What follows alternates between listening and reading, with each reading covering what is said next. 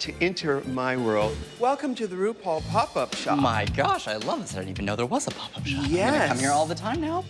I've never had a reading with someone so young, but I've seen Tyler on television, and I can feel the love.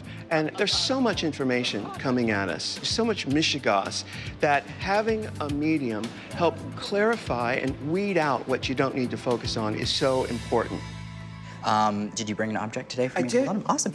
I'm so excited. Oh my gosh, fabulous. Well, there is someone I'm interested in connecting with, and I did bring an object I've had for many, many years. So I'm excited about that. Okay, thank you. Okay, great. So I'm gonna bring through a very, very strong kind of maternal connection that I want to make, but on that entire side of family. So I'm not probably gonna hit this name on the head here. There's an E female name, and that's unfortunately as far as I can take it. My mother's name was Ernestine, and her mother's name was also Ernestine. Wow. Oh, yeah. I immediately want to reference, I have to talk about one woman passing away of a progressive cancer. The woman who passed away of cancer is acknowledging that she'd be more like the motherly connection. Yeah. So she's coming through and she's having me acknowledge basically what I would look as like a diagnosis. Now she's bringing out a pink ribbon, which to me generally indicates breast cancer. Yes. Well, my mother died from cancer, breast cancer, 1993. And she comes through so sweet and so interesting in the way that she connects, because she's gentle, but she's loving enough to tell the truth when it's meant to come out. And that's the kind of woman that this woman is. That was my mother in a nutshell. No BS. Wow. You know, she didn't sugarcoat anything. Oh my gosh. She wanted to be strong for her kids. She's referencing to 6 people who she would be watching over in a sibling way. There is a reference to, like, in a house full of girls, there's a reference to a boy. Yeah. So how many sisters would you have? I have 3 sisters, and my one sister had 2 kids who lived at the house. That's 6. Okay. Yeah. Okay. The feeling that comes through is that there is an acknowledgement basically from Mom of every time we go on stage, every time we perform, every time we are all glammed up. The feeling that comes through is that there would have been this thing that would have been done kind of repeatedly, but it's like a little nod to Mom. Yeah. Does that make sense? Yes, yes, yeah. I do it, this is what I do, is that when I performed for her when I was a kid, I could do anything in the living room. Yeah. I could do anything. It was always great. No matter how terrible I was, it was always great. Right. So what I do is whenever I go on stage, I remember that I think, this is Mama's living room. I'm gonna go on stage. Whatever you do is fine. And so that calms my nerves. Wow. Yeah.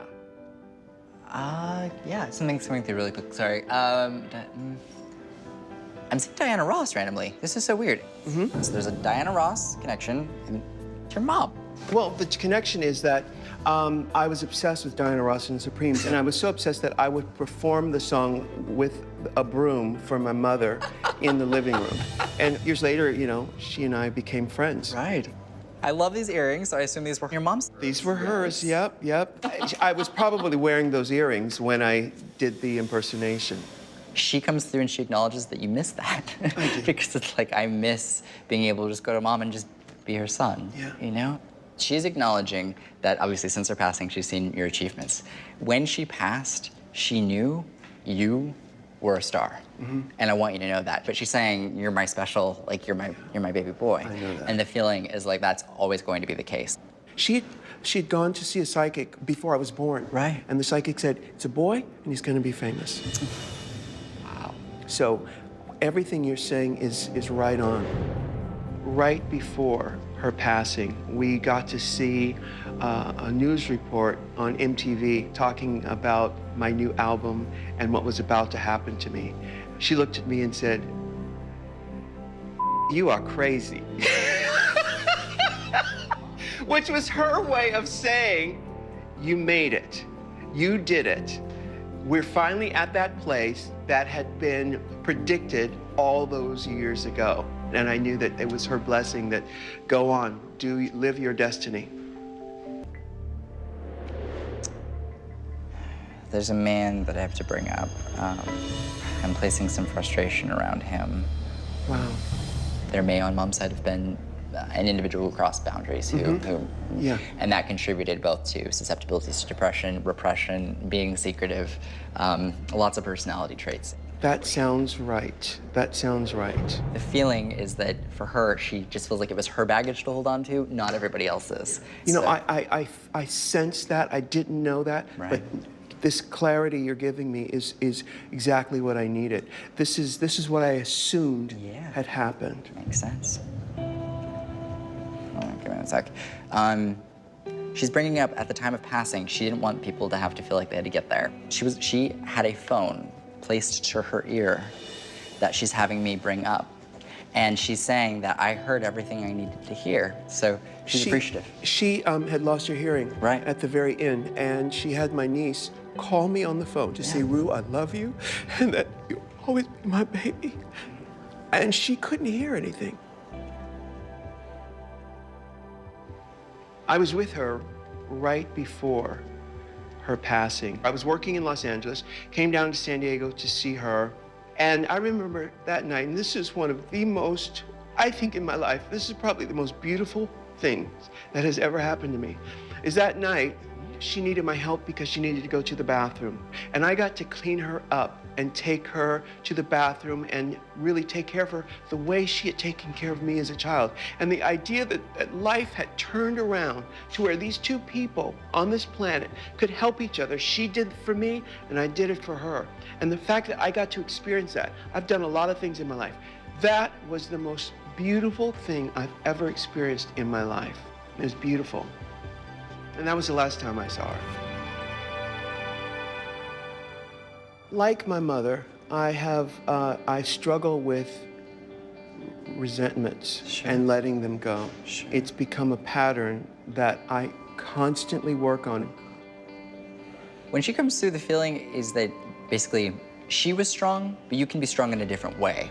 Your strength can be in communicating. Your strength can be in being true to your feelings and being open and honest about your feelings as a learning tool to help others. And there's an emphasis basically from her end of you being proud about being forthcoming with your feelings. She acknowledges writing a book, and she's having me acknowledge this book that I absolutely 100% know you're going to write without a shadow of a doubt. I'm preparing it right now, actually. I love it, so congrats. The acknowledgement is that there's a pride for you that you have not allowed certain issues to just shut you off completely. And in that way, she kind of is learning from you. So Yeah. it's a really beautiful thing. So you learn from her, you learn what to do, you learn what can be not done to better. do. Exactly. And it's also a gift now you are giving her in a unique way. So please know that as you progress, that's a healing process on her end because she gets to see that. Right. And that's really important. You know, it's funny because one of my earlier memories was her telling me, my mother would say, Ru, you're too goddamn sensitive. But looking back at that, it was her way of warning me to not fall into the same trap of emotions that she did. Right. Because she was also that person. Knowing that I somehow, but by living my life as freely as I can, has helped her in her continuation of life is really so helpful. She's not burdened by all of her earthbound obligations.